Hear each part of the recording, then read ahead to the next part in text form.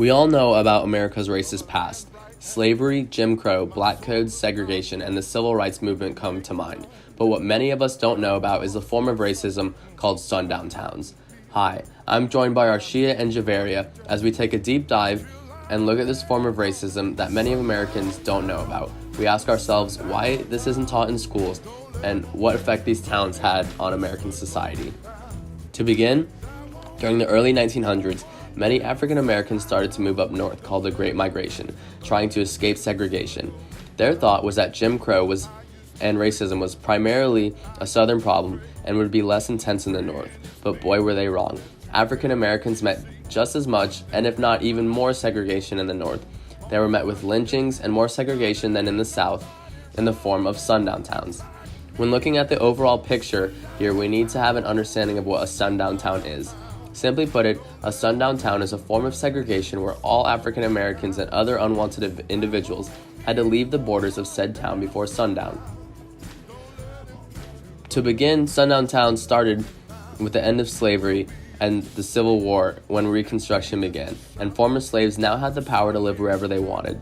Some remained in the South, while some moved up north. Those who did were met with hatred, fear, disgust, resulting in segregation and extreme cases violence. Sundown towns were most common in northern cities in the 19th and 20th century as a form of de facto segregation, which means that it happens by fact. The fact that these towns were not made up in any laws, but they just appeared by the fact. The fact that whites did not want people of color in their communities. African Americans could tell if it was a sundown town based on a sign posted at the entrance that said whites only after dark. Sundown towns were enforced in part by violence, with violators being lynched, beaten, or killed, and later enforced unofficially by FDR with the creation of the Federal Housing Administration in 1934.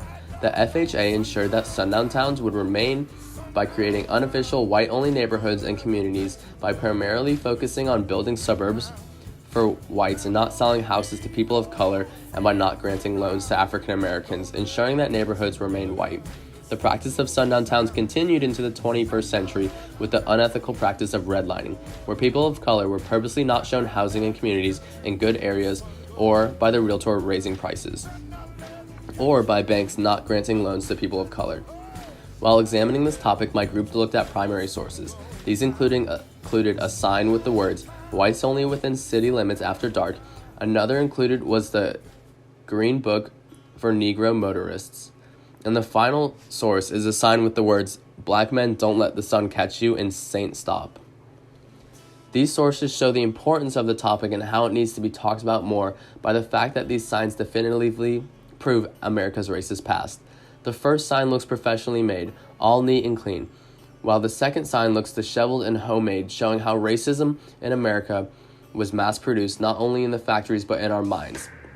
The third source, the Negro Motorist Book, helps us understand the topic of sundown towns by the fact that the book even had to be made in the first place.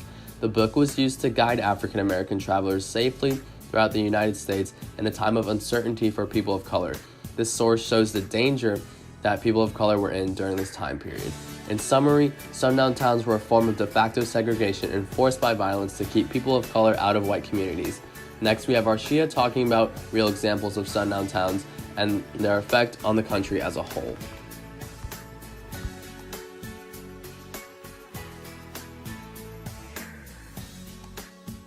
Racism was extremely prominent throughout the United States, but primarily in the South. Sundown towns were abundant in the North, which is out of the ordinary. Due to this being an outlier in history as we know it, this is why it may have evaded historical textbooks. We are going to talk about some examples of sundown towns and the impact it has left on us.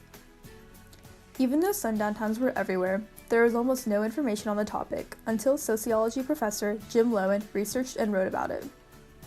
Most white Americans have no idea such communities exist, or they think such places exist mainly in the Deep South.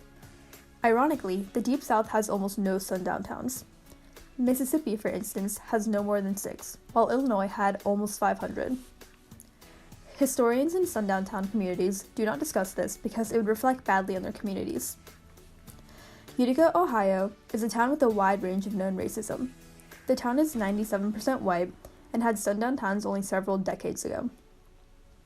Racism is still at an all-time high there, and for Chris Cooper, a black resident in Utica, Ohio, he had to pull his son out of the high school he attended due to the prevalent forms of racism. The effects of these sundown towns are a distorted view of race and lots of racial prejudice.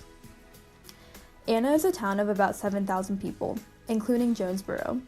The towns lie in southern Illinois. In 1909, in the aftermath of a horrific nearby spectacle lynching, Anna and Jonesboro expelled their African Americans. Both cities have been nearly all white ever since. Nearly a century later, Anna is still considered by its residents and by citizens of nearby towns to mean something very racist. It stands for Ain't No Allowed. This one is quite a surprise, as the effects of sundown towns were in Wake County a bit. Schools in Wake County and Cary were originally built to segregate blacks, but were one of the first schools to desegregate in 1963. The effects of sundown towns still heavily linger today, as there is still racial discrimination against minorities. Even with the heavy influx of immigrants and the rising population of minorities, racism is still a centrifugal force from the drive of a proper society. According to CNN, minorities will actually be the majority by 2050, which may not even change the viewpoints of people that are racist. Racism is still quite prominent in places we would not expect it. The effects are still visible to this day, and there is no specific solution besides letting time do its mending. Thank you.